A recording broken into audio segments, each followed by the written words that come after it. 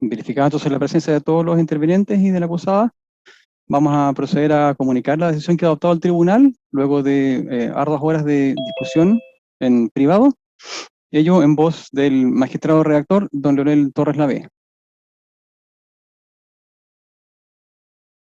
Gracias, colega presidente. Voy a dar lectura entonces al veredicto al que se ha arribado por parte del tribunal, que es del siguiente tenor. ¿Se escucha bien, cierto? Sí, correctamente. Bien. Temuco, 21 de agosto de 2021. Que en estos autos se han presentado diversas acusaciones en contra de la ciudadana Nicole Príncipe Pérez. En primer término, por parte del Ministerio Público, quien la ha fundamentado únicamente en la configuración del cuasi delito de homicidio del niño Joaquín Caroca Adenjor, en el que a su juicio le correspondería la calidad de autora a dicha imputada.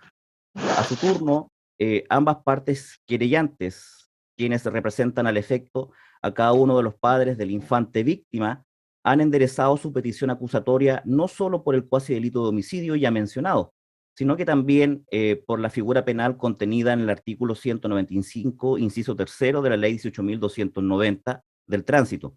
Esto es la omisión de auxilio y de dar aviso a la autoridad respectiva.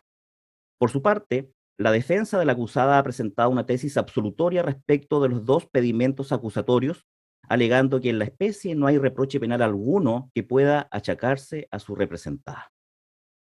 En tal contexto, existiendo entonces posturas disímiles, cada interviniente rindió prueba con el objeto de dar sustento a las teorías del caso que fueron presentadas al inicio del juicio a lo largo de estas 11 jornadas, produciendo los intervinientes la prueba ofrecida en el auto de apertura de juicio oral, destacándose la prueba testimonial de testigos civiles, policías, diversa prueba pericial, documentos y otros medios de prueba material. Este tribunal, llevado a cabo el ejercicio valorativo de la prueba rendida en los términos del artículo 297 del Código Procesal Penal, esto es, con libertad, pero dentro de los límites que se imponen por los principios de la lógica, las máximas de la experiencia y los conocimientos científicamente afianzados, sometiendo a escrutinio probatorio las diversas hipótesis causales que han sido invocadas por los intervinientes respecto de los hechos de la causa, a fin de lograr convicción sobre la efectiva ocurrencia de la dinámica fáctica descrita por los litigantes, ha logrado las conclusiones que se explicitarán en lo venidero. En tal labor se ha partido de la base que no solo es la prueba directa la que constituye la fuente primordial de convicción, sino que también aquella denominada como indiciaria, mismos que son suficientes para el razonamiento judicial, que concluye en el juicio de atribución que se reclama por los acusadores o la absolución solicitada por la defensa. Indicios que deben ser suficientes y para ello relacionarse unos con otros, de tal forma de otorgar la coherencia necesaria en relación a los hechos punibles, que permitan reconstruir la dinámica de ocurrencia de los mismos, de manera tal que al unirse vayan despejando las dudas sobre las actividades desplegadas por la acusada y la ejecución de cada una de las acciones que se le imputan. Atendida la complejidad del asunto y con el objeto de explicitar un orden lógico en el razonamiento desarrollado por estos sentenciadores, se abordará en diversos apartados los delitos por los cuales se ha sostenido acusación. En primer término, respecto de la configuración del cuasi delito de homicidio. Respecto de esta figura penal, de conformidad con lo dispuesto en los artículos 339, 340 y 343 del Código Procesal Penal, este tribunal, previa deliberación y por unanimidad, ha logrado convicción que, con el mérito de la prueba de cargo de los acusadores, se ha superado la presunción de inocencia que amparaba legal y constitucionalmente a la acusada Nicole Andrea Príncipe Pérez, al haberse acreditado los elementos esenciales de las acusaciones fiscal y particulares, en cuanto a que el día 5 de diciembre de 2017, a las 18:30 horas aproximadamente, en circunstancias que la acusada conducía el Jeep Toyota FJ Cruiser 4x4, placa patente única BFRD18, por calle El Robledar de Temuco, y debido a que no iba atenta a las condiciones del tránsito del momento, al llegar a la esquina con calle Los Tepúes, efectúa en dicha intersección una maniobra de viraje en contra del normal sentido del tránsito, sin percatarse especialmente de la presencia de uno de los niños, la víctima de nombre Joaquín Caroca Agendor. de 5 años de edad en aquella época, a quien atropella en dicha intersección golpeando su cara con la parte delantera del vehículo que conducía, lo que provocó que el niño cayera al suelo, pasando la estructura del vehículo por sobre el cuerpo de este, especialmente por la cabeza, presionándola contra el suelo, causándole en definitiva una serie de lesiones que se encuentran descritas en la pericia médico-legal, que entendemos por reproducida y que en definitiva le causaron la muerte minutos después del hecho. Tales hechos son constitutivos de un cuasi delito de homicidio previsto y sancionado en el artículo 492, inciso segundo, en relación con del Código Penal, en relación con el artículo 167, número 2 y número 8 de la ley 18.290, en grado de desarrollo consumado, y en el cual le ha correspondido a Nicole Príncipe Pérez la responsabilidad en calidad de autora en los términos del artículo 15, número 1 del Código Penal. Esta conclusión se ha logrado en base a las diversas probanzas producidas por los acusadores, destacándose las conclusiones de la prueba pericial del CIAT, cuya pronta intervención en el sitio del suceso permitió recoger elementos investigativos de relevancia para el posterior establecimiento de los hechos, entregando sus resultados una dinámica que se encuentra acorde con la demás prueba de cargo, refiriendo que el trayecto que realizó la imputada y el viraje en cuestión fueron antirreglamentarios y que, a pesar de tener visibilidad suficiente, atropelló a la víctima conforme a una hipótesis que se encuentra refrendada por la prueba pericial tanatológica, en la cual se describen las lesiones causadas a la víctima y los medios de producción idóneos para dejar tales huellas fatales, que guardan identidad con la maniobra de manejo desplegada por la acusada y las particulares características del vehículo. Dichas aseveraciones periciales guardan relación con la evidencia material encontrada en el lugar de los hechos, la ubicación de los restos de sangre, que marcaron el hito o ubicación del atropello en un radio que según todas las versiones no superó el metro de distancia, y que sitúan el lugar del impacto en la calzada izquierda, que implica necesariamente haber doblado por la pista de sentido contrario al que correspondía. A la configuración de dicha hipótesis también abonaron las demás pericias planimétricas y fotográficas, y en el mismo sentido los dichos de los testigos de cargo fueron concordantes en sus aspectos fundamentales y les dieron un sustento contextual a las conclusiones antes mencionadas. Conclusiones todas que no pudieron ser alteradas por la prueba de la defensa, la que no tuvo la contundencia necesaria para sembrar una duda razonable o justificar la ocurrencia de alguna hipótesis diversa.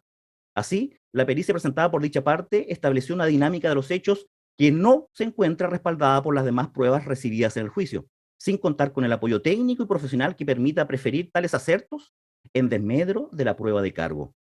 Todo lo anterior será objeto de un desarrollo, de un detallado análisis en la sentencia que se dará a conocer en la fecha que más adelante se señalará.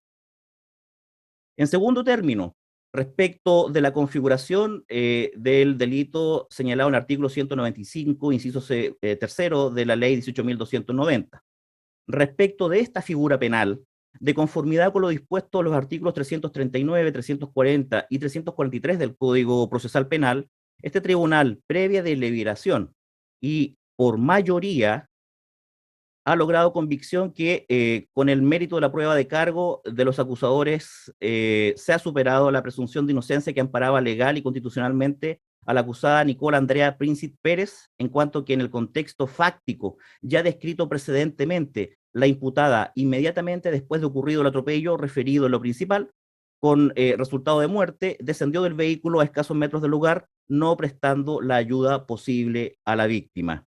Situación fáctica que configura el delito previsto y sancionado por el artículo 195, inciso tercero de la ley 18.290, en relación con los artículos 176 y 195, inciso segundo de la misma ley, en grado de consumado, en el cual a la imputada le ha correspondido participación en calidad de autora conforme al artículo 15, número 1 del Código Penal. Se previene en el presente caso que el magistrado Leonel Torres Lavé estimó que en la especie se configuró, además de la omisión de auxilio de la víctima, el incumplimiento de la obligación de dar cuenta personal del hecho a la autoridad policial, sin perjuicio de lo cual, en mérito de lo establecido en el artículo 19 del Código Orgánico de Tribunales, ha optado en definitiva por la postura precedente y mayoritaria.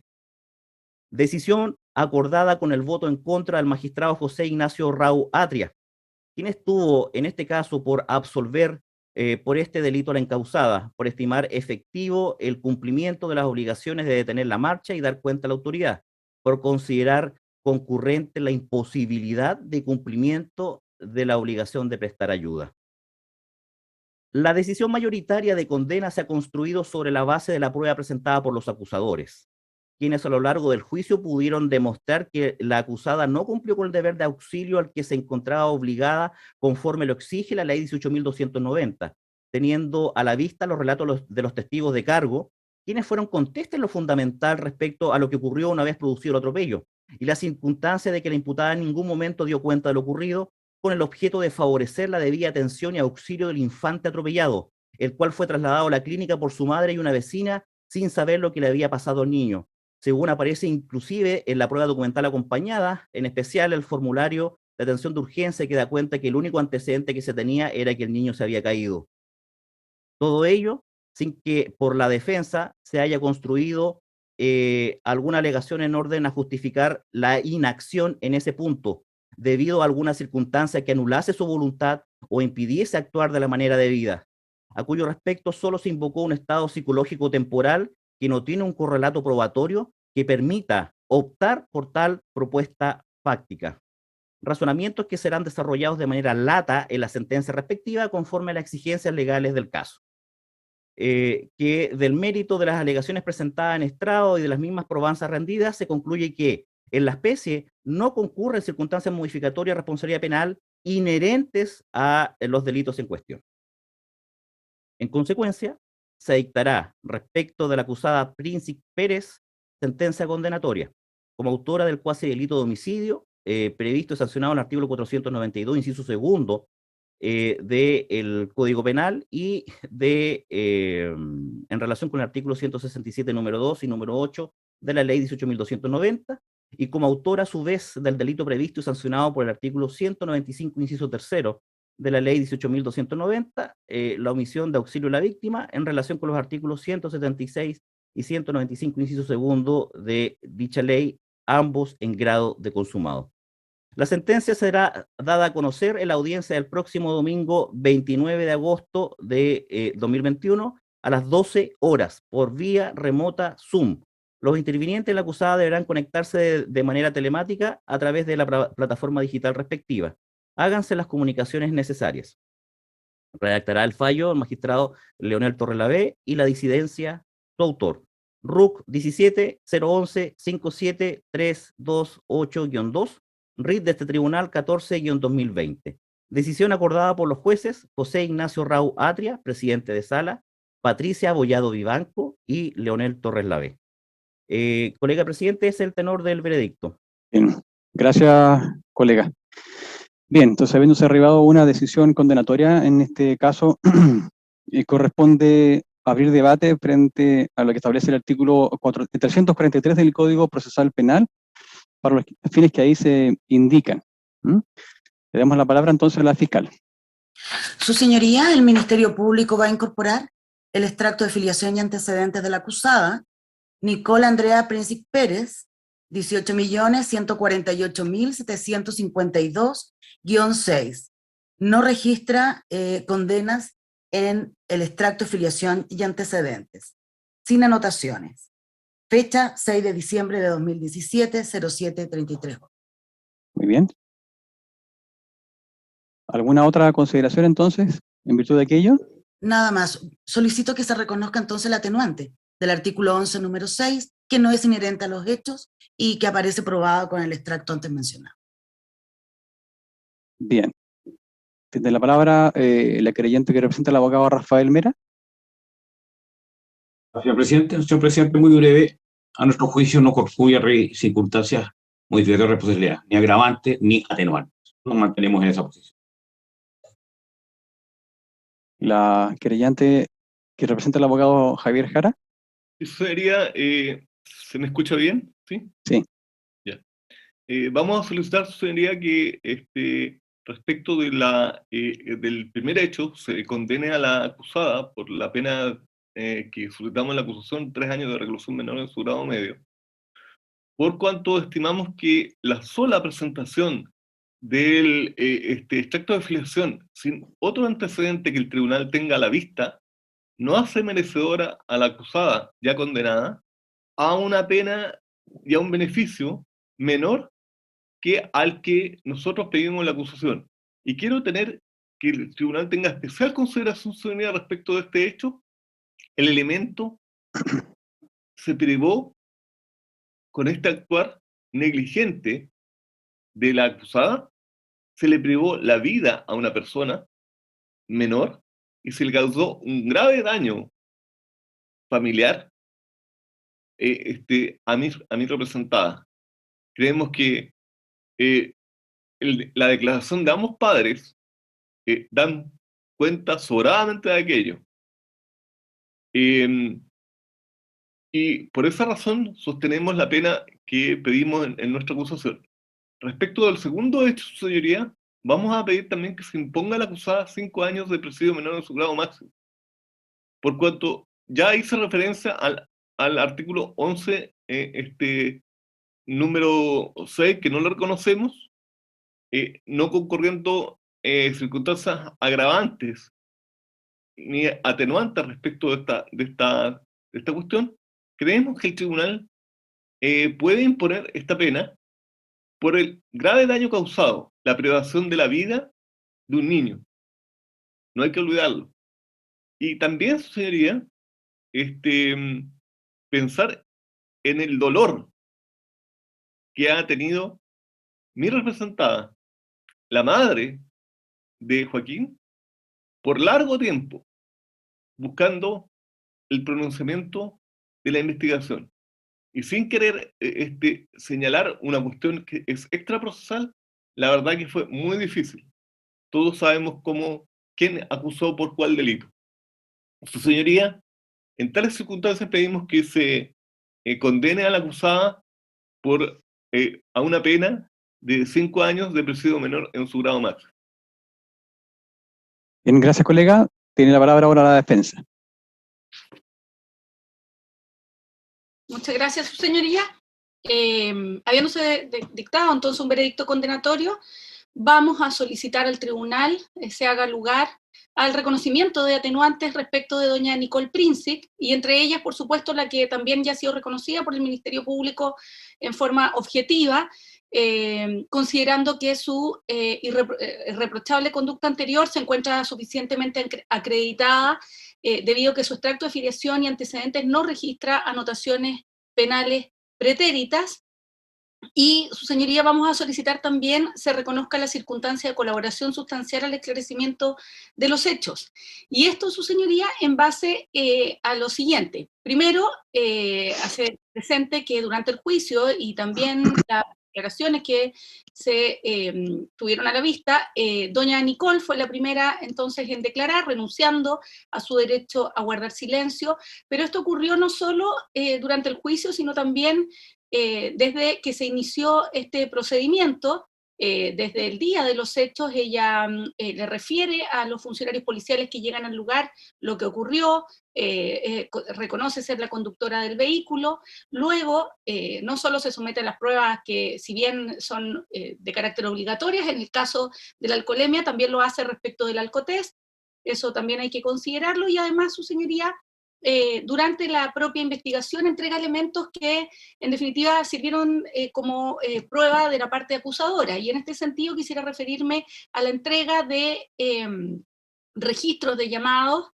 hechos por doña Nicole Princic, y también, por supuesto, a la circunstancia de haberse sometido ella a diversas pruebas psicométricas que en definitiva se hicieron en el servicio médico legal y que también fueron parte de la prueba del Ministerio Público. En ese sentido, entonces, su señoría, creemos que se encuentra suficientemente acreditado, más allá, si es que no lo dije, lo repito, de haber también declarado frente a la CIAT y, el mismo día de los hechos, así es que claramente creemos que se configura esta circunstancia atenuante. Así, su señoría, considerando que existen dos circunstancias atenuantes que no se han invocado agravantes, la defensa va a solicitar en este caso que la pena que establece el artículo 490 se imponga en el mínimo, esto es 61 días de presidio menor en su grado mínimo. Respecto a la pena accesoria que contempla el artículo 492 del Código Penal, solicitamos que la suspensión de la licencia de conducir lo sea por 1 año, Y respecto al delito contemplado en el artículo 195 bis de la Ley de Tránsito, considerando las mismas circunstancias atenuantes que hemos señalado, la defensa solicita se imponga también en la base del tramo, que es 3 años y 1 día de presidio menor en su grado máximo, más una multa de 2 unidades tributarias mensuales, considerando para ello las facultades económicas que se van a desprender con posterioridad también del informe social evacuado por doña Elizabeth Orena, que vamos a solicitar al tribunal que nos permita su incorporación mediante la lectura.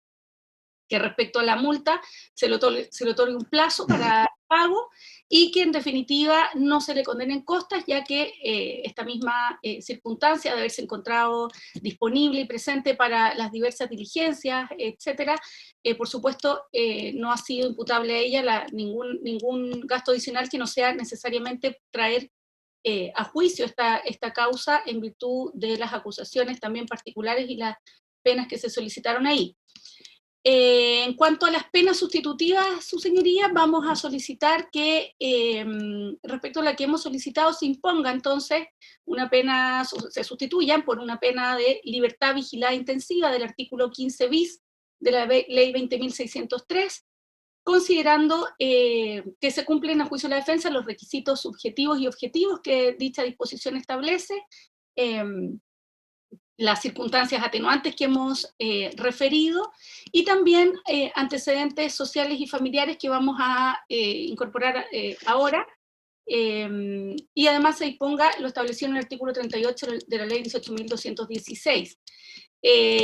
Voy a referirme, su señoría, en definitiva, a la solicitud de la imposición de pena sustitutiva, sin perjuicio de los recursos que se impetrarán respecto de esta misma circunstancia, pero conforme a lo que ha señalado el Tribunal Constitucional, para efectos de declarar inconstitucional el precepto del artículo 196, número 3, quisiera argumentar y solicitar al tribunal que no se disponga lo establecido en dicho artículo, considerando básicamente las innumerables sentencias que ha resuelto el excelentísimo Tribunal Constitucional, que, como señalé, ha declarado la inconstitucionalidad del precepto, específicamente en aquella parte que señala que, sin embargo, la ejecución de la respectiva pena sustitutiva quedará en suspenso por 1 año, tiempo durante el cual el condenado deberá cumplir en forma efectiva la pena privativa de libertad a la que fuere condenado. Y el artículo 196 ter,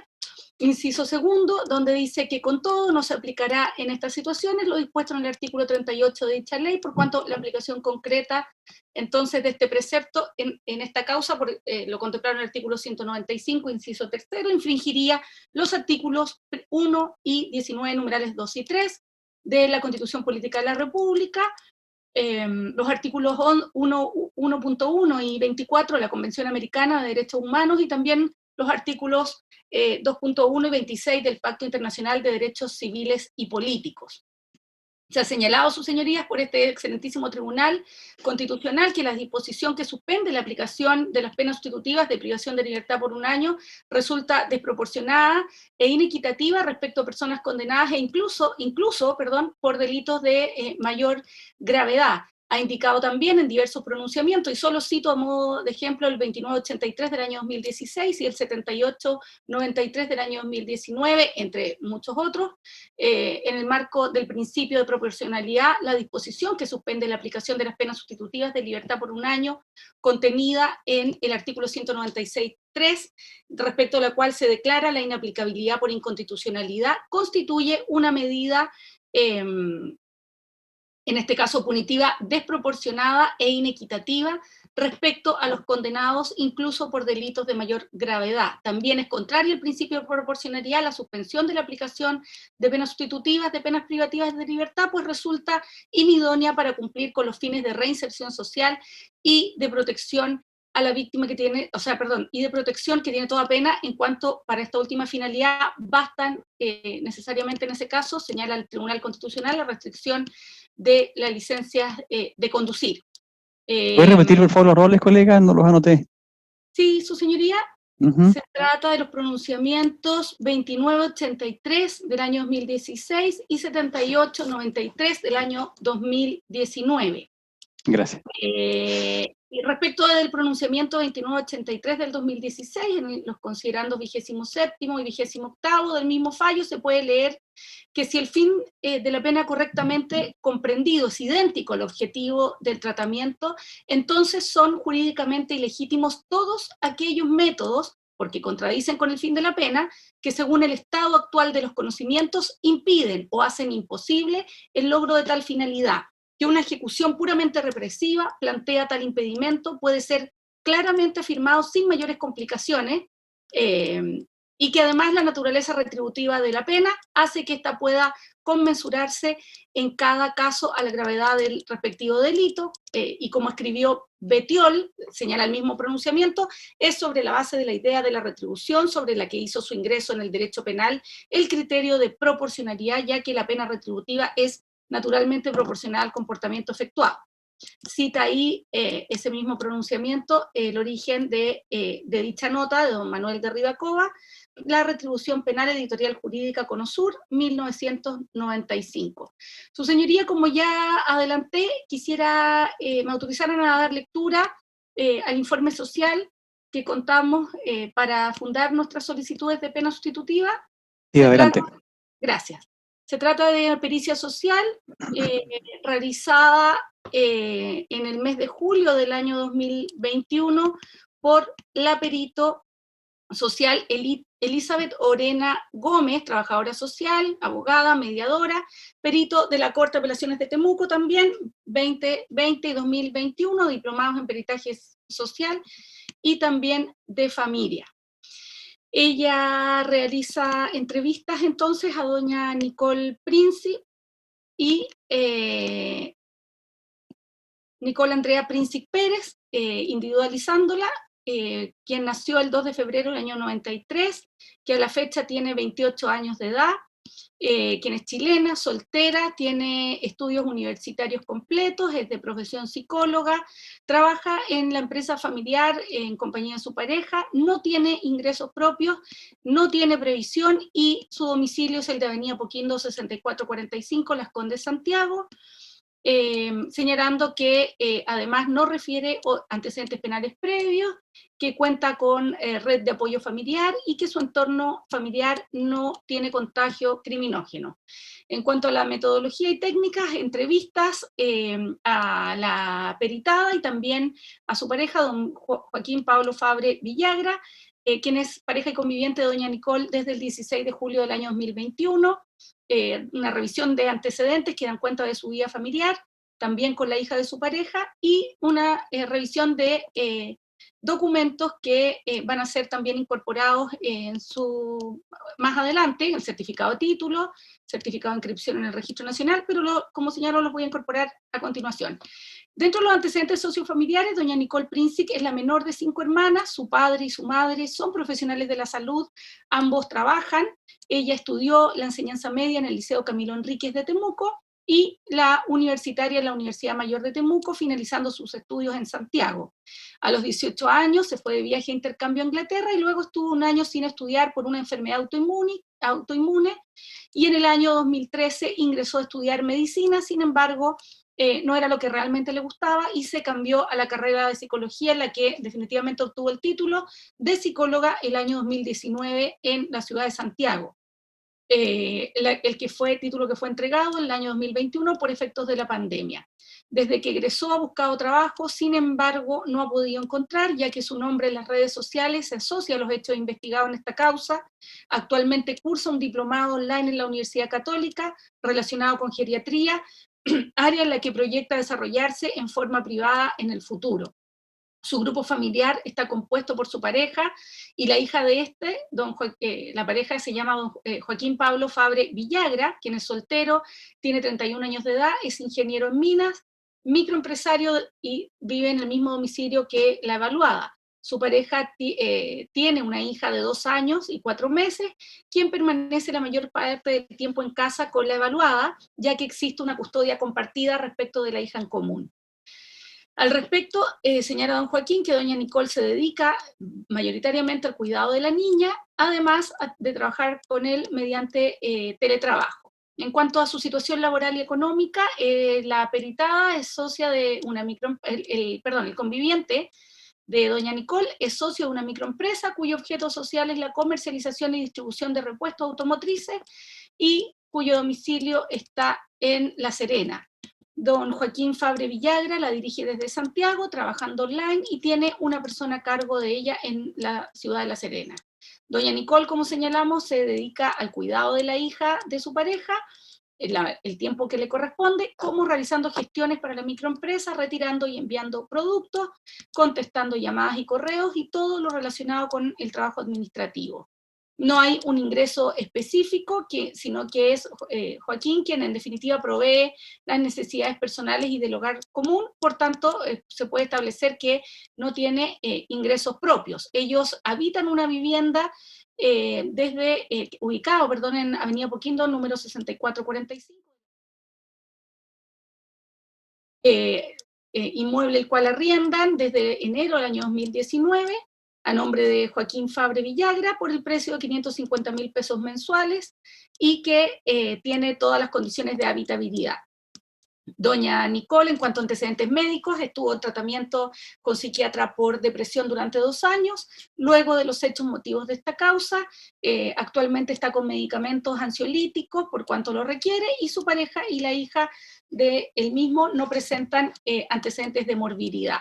En cuanto a su integración social y redes de apoyo, doña Nicole es una persona que se inserta de manera eficaz en las redes sociales y ha llevado una vida con comportamiento social esperado para las etapas de su ciclo vital, mostrando de esta manera una adecuación al medio social en todos los ámbitos de su vida familiar, educacional y laboral. Asiste normalmente al colegio, egresa de 4º año medio, la edad correspondiente, se fue de intercambio estudiantil a Inglaterra, ingresa a la universidad, se titula, y ante la imposibilidad de buscar trabajo laboral, trabaja entonces en forma habitual con su pareja. Síntesis diagnóstica, entonces, su origen, antes de eso, sus redes de apoyo son su familia de origen, su familia política, su pareja y amigos. Síntesis diagnóstica y conclusiones. Doña Nicole Andrea Princic Pérez es una adulta joven de 28 años de edad, soltera, con educación universitaria completa, de profesión psicóloga, se refiere, su domicilio nuevamente. Mantiene una relación de pareja hace 2 años, con convivencia estable, no tiene hijos. Su grupo familiar es su pareja, la hija de él, de 2 años y 4 meses de edad. Vive en un departamento arrendado a nombre de su pareja, no tiene ingresos propios, trabaja en la empresa de su pareja, depende económicamente de él, y es una persona adecuadamente y que está inserta en el entorno familiar, social y laboral, con todas las dificultades que ya se han mencionado durante su vida, acorde a las etapas de su ciclo vital. No hay antecedentes que den cuenta de transgresión a normas sociales y no hay factores de riesgo ni antecedentes de conducta criminógena. Cuenta con elementos en su vida familiar y personal que permiten pronosticar que ante una eventual condena cumpliría la imposición de la autoridad, porque tiene factores protectores y de contención en su entorno. Estimando la perito social, que en este caso es más recomendable optar por una condena, en el medio libre a través de una de las sanciones de la ley 18.216, de manera de hacer efectiva su inserción social en el medio libre. Y se acompañan una serie de antecedentes, su señoría, certificado de la Universidad Mayor, quien confirma el título de psicóloga de doña Nicole Andrea Princic Pérez, de 18 de diciembre del año 2019, firma y timbre de la Universidad Mayor, secretaria general, una firma ilegible. También un certificado de inscripción en el Registro Nacional de Prestadores Individuales de Salud, y donde se certifica que doña Nicole Andrea Princic, donde está inscrita también como psicóloga en dicha entidad, acreditando el título otorgado por la Universidad Mayor. Es un certificado que firma doña Carmen Monsalve Benavides, quien es intendenta de prestadores de salud de la Superintendencia de Salud, tiene un timbre y firma ilegible. También se adjunta el contrato de arrendamiento en el domicilio que ya indicamos como lectura resumida. Se establece también cuál es el monto de la renta mensual de arrendamiento, correspondiente a 550.000 pesos, y las obligaciones que surgen entonces para para ambas partes. También una declaración jurada de inicio de actividades de la pareja de nuestros representados, Sociedad por Acciones, y la actividad realizar comercialización y distribución de repuestos automotrices. Esto es del Servicio de Impuestos Internos, que tiene folio número 14220 155601, que tiene un comprobante, digamos, electrónico de su veracidad. Ahí aparece la información de los socios, el domicilio. También adjuntamos un certificado de vigencia de esa misma sociedad, como señalé, JIF SPA, la fecha de la Constitución, 23 de abril, y que tiene código de verificación electrónico. Esas son, su señoría, las solicitudes de la defensa, pero además considerar que en el caso de doña Nicole, y debido a las actividades también de cuidado y de su especial condición de mujer, claramente las recomendaciones del derecho internacional de los derechos humanos en cuanto a se deben hacer recomendaciones a los estados partes, ya sea la Convención de Belém y también en otras disposiciones respecto a la preferencia que se debe dar del cumplimiento de penas en libertad en el caso de las personas, digamos, condenadas, sobre todo tratándose de mujeres. Esa es la solicitud de la defensa, su señoría. Bien, gracias, colega Méndez. Traslado al Ministerio Público respecto de la atenuante invocada sobre el artículo 11, número 9. Colega, disculpe, ¿ese informe lo va a adjuntar Sí. la defensa? Ya. Sí, bueno, la verdad que reitero lo que se ha dicho desde el comienzo.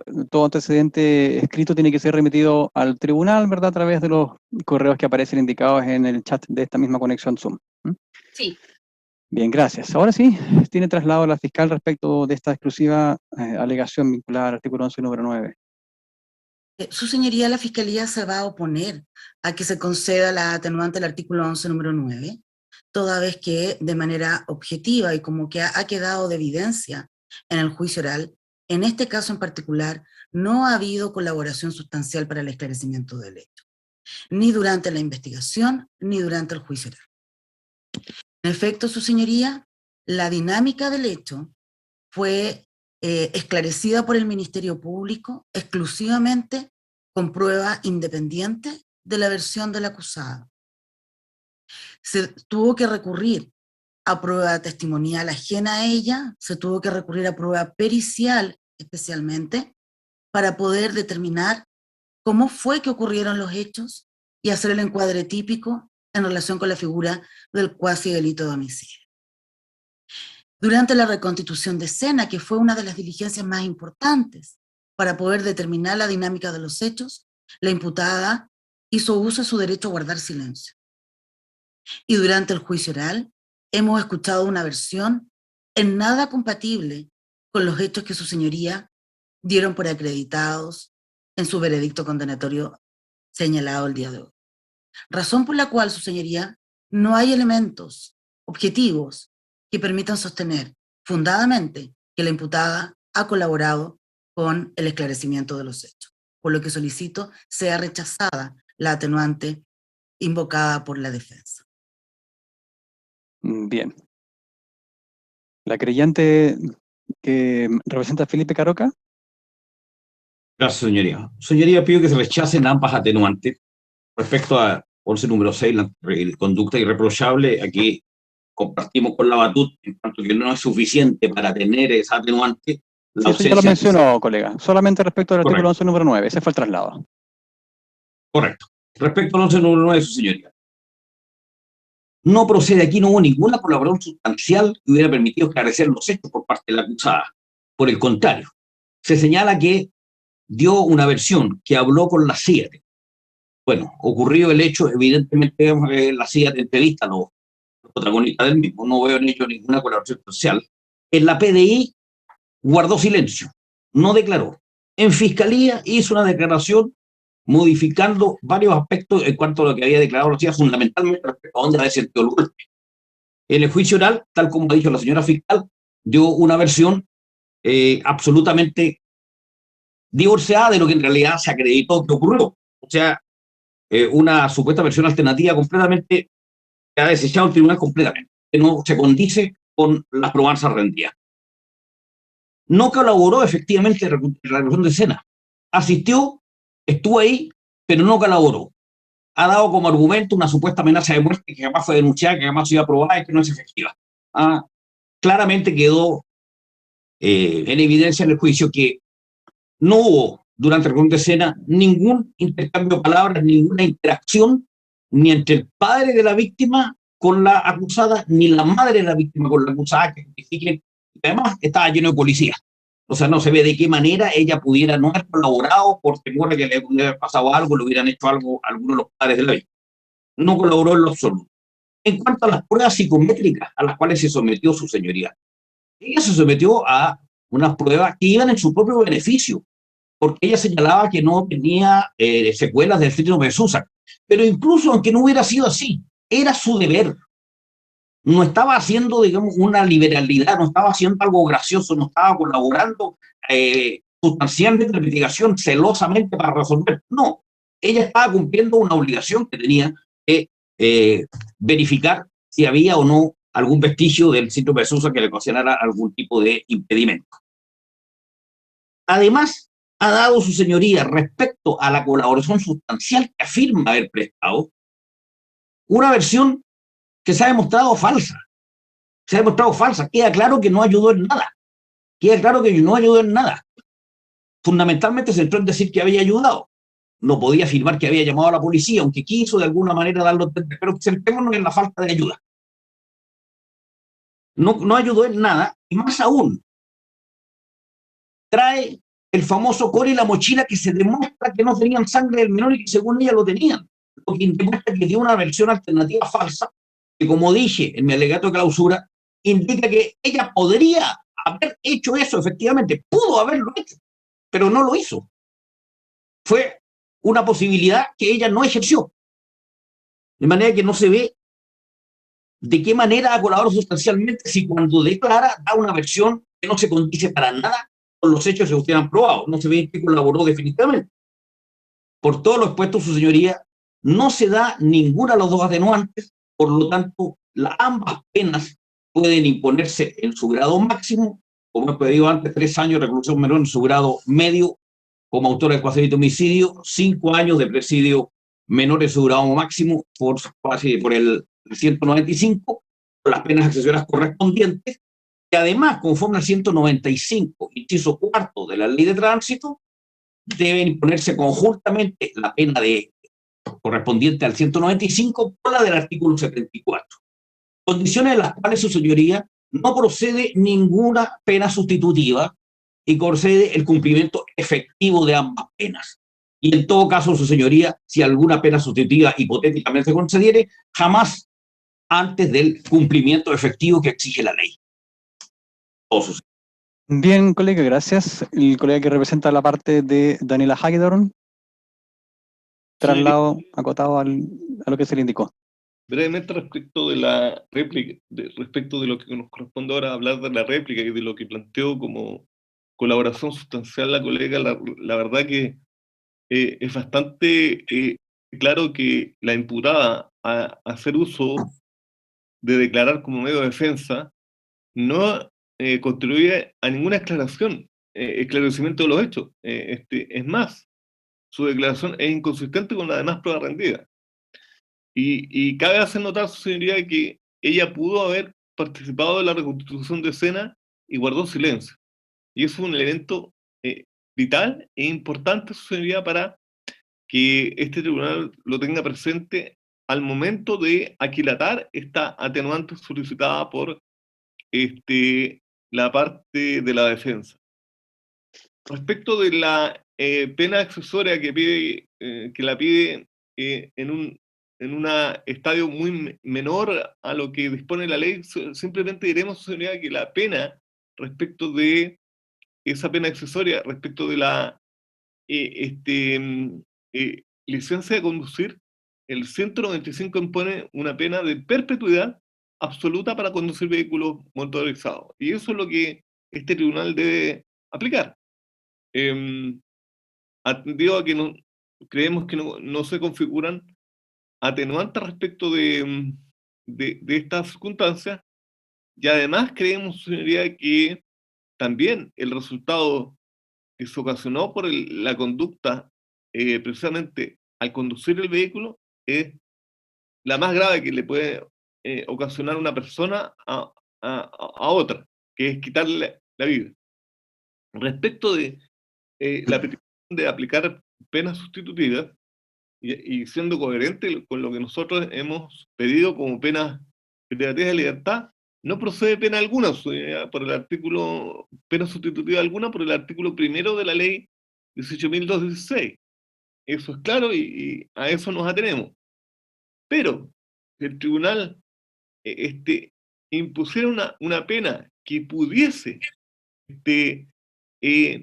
darle una pena sustitutiva, tiene que aplicar el 196 número ter, en que es claro que la pena sustitutiva se tiene que suspender por el lapso de un año y ese año cumplirlo en forma efectiva.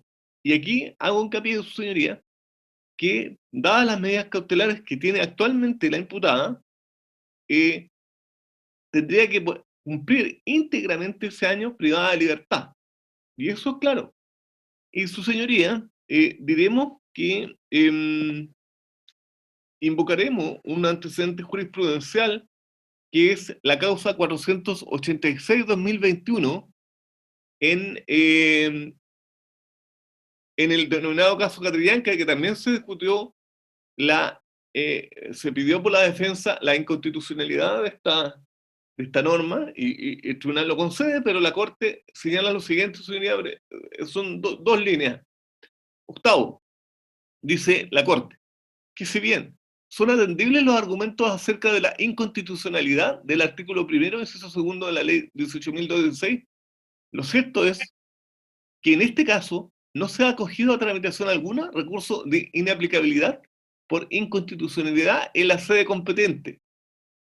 Y es esta la única herramienta procesal que puede excluir la aplicación de una norma jurídica vigente en nuestro ordenamiento jurídico, en un caso concreto, por ser ella contraria a la Constitución.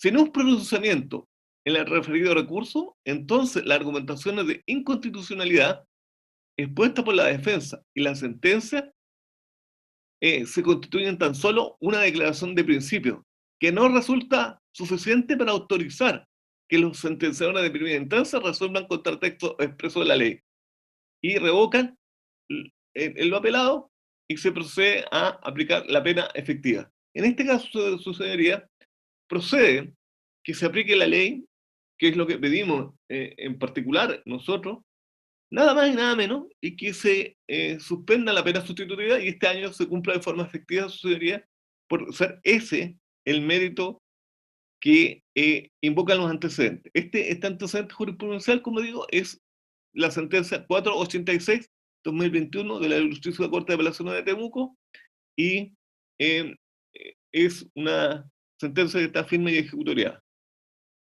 Esas son mis alegaciones, señoría. Bien, queda en consecuencia cerrado el debate en lo pertinente.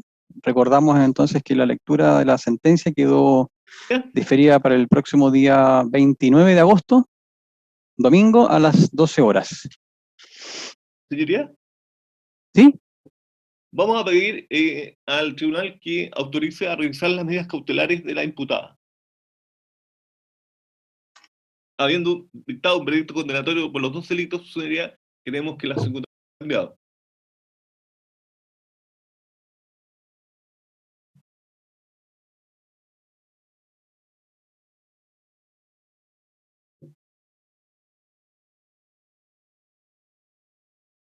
Bien, se abre el debate al efecto. Señor Jara, tiene la palabra. Gracias, señoría. Habiéndose vencido la presunción de inocencia y habiendo establecido estas dos hipótesis de delito, se satisfacen las letras A y B del artículo 140, su señoría. Es claro y preciso que eso ya ha sido vencido. Es decir, hay antecedentes suficientes a esta altura, un veredicto condenatorio, que es en relación con que los hechos constitutivos y por los cuales se acusó a la imputada, a la acusada, han sido probados, han causado convicción en todo el acervo probatorio respecto de los dos ilícitos. En consecuencia, su señoría, tenemos que evaluar a nuestro criterio la letra del artículo 140. Y en este sentido, su señoría, cabe precisar que la imputada está simplemente con una firma mensual. No desconocemos, su señoría, que hasta el momento la imputada ha cumplido con las obligaciones de comparecencia ante el tribunal, pero la necesidad de cautela se acrecienta, dado este veredicto condenatorio y dado las penas eventuales que se pueden imponer, y aún más, dada la norma del artículo 296 ter, que le impide por un año, en lapso completo de este año, acceder a esta pena sustitutiva. O sea, la pena aplicable sería pena efectiva de un año. En consecuencia, señoría, nosotros pensamos que la necesidad de cautela se ha acrecentado en forma material por los mismos antecedentes que este tribunal ha dado a conocer en la audiencia del día de hoy, y vamos a pedir, señoría, que se le imponga a la acusada el arresto domiciliario total, por ser esta una medida que es acorde a los antecedentes expuestos y al estado de necesidad del cumplimiento de los fines del procedimiento y de la necesidad de cautela material sucedida según la letra C del artículo 140. Esa es nuestra petición.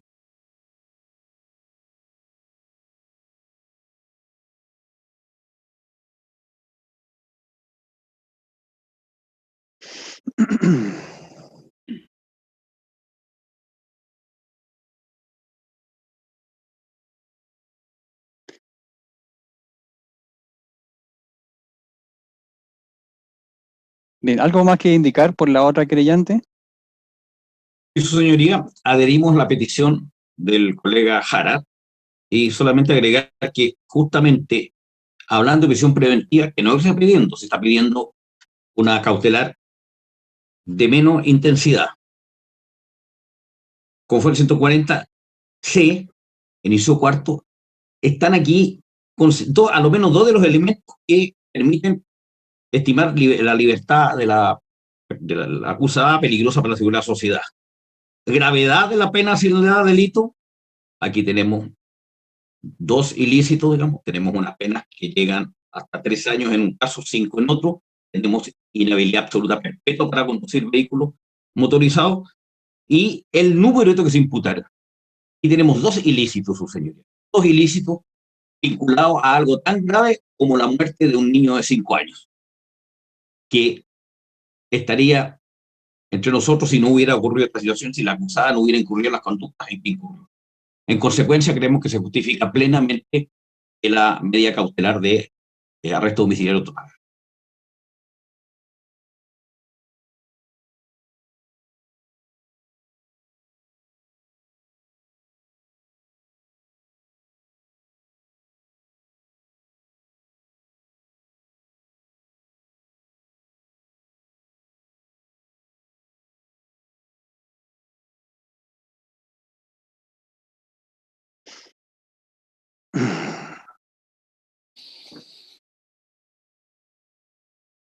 Bien, ahora conferimos traslado a la defensa. Muchas gracias, su señoría. Bueno, vamos a oponernos a la solicitud de los acusadores particulares en cuanto a, digamos, sustituir o, digamos, intensificar las medidas cautelares que hasta ahora han sido impuestas y cumplidas en forma irrestricta por doña Nicole Princic. Hacer presente para ello, su señoría, que tal como lo señaló el querellante Javier Jara, evidentemente doña Nicole no se ha sustraído jamás del cumplimiento, o sea, de su obligación de comparecer a todas las audiencias a las que ha sido citada.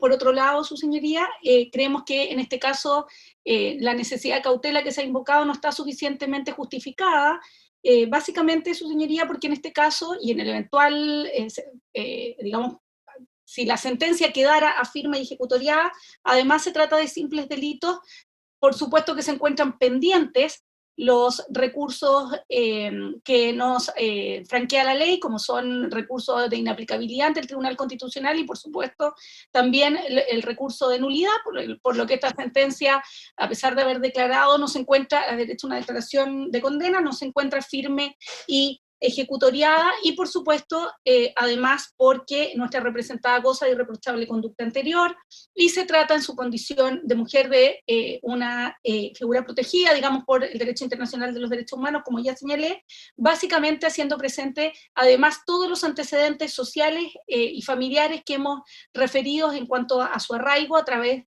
a propósito, digo, mejor dicho, de la solicitud de penas sustitutivas, pero además, como señalé, debido a la normativa internacional, y esto es Convención Belém do Pará y las reglas de las Naciones Unidas para el tratamiento de las reclusas, que evidentemente siempre recomiendan a los estados parte de esta convención, de la que además Chile no está exenta, por supuesto, es parte de ella, hacen recomendaciones respecto a medidas cautelares y también sean todas, por supuesto, en libertad. En ese sentido, consideramos absolutamente desproporcionado y además innecesario, inidóneo, la imposición de las medidas cautelares que se vienen solicitando. Bien, queda cerrado el debate.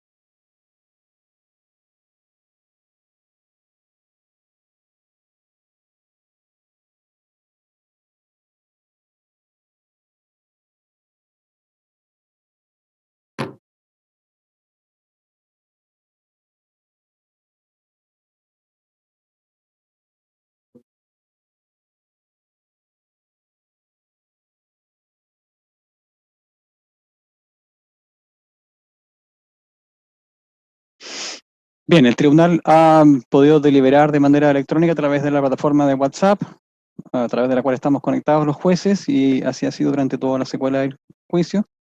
Y habiéndose escuchado las peticiones que plantean los querellantes para modificar la medida cautelar que afecta a la imputada Príncipe Pérez, sometida ahora a una decisión de condena, y oyendo al efecto también lo indicado por la defensa para oponerse a la sustitución solicitada, y concordando en consecuencia con esta última parte en cuanto a que no hay variación de las circunstancias que se tuvieron en vista para decretar la medida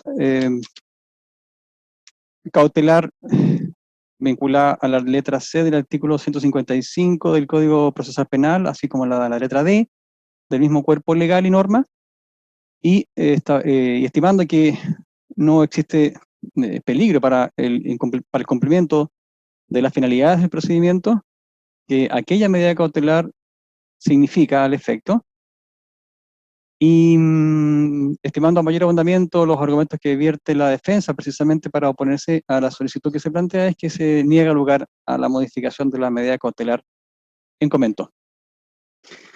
Bien, ahora sí ya se han cumplido entonces las finalidades de la audiencia. Solo, insisto, hago recuerdo de que la fecha de la lectura quedó diferida para el próximo domingo 29 de agosto a las 12 horas, a la cual deberán conectarse a través de la plataforma Zoom mediante el link que se le enviará oportunamente. Si no recuerdo mal, sería el mismo que se ha utilizado hasta ahora para estos efectos. Bien, en consecuencia, con lo logrado ponemos término a esta audiencia. Gracias, buenas tardes. Hasta luego, señoría. Hasta luego, colega. Recording stop.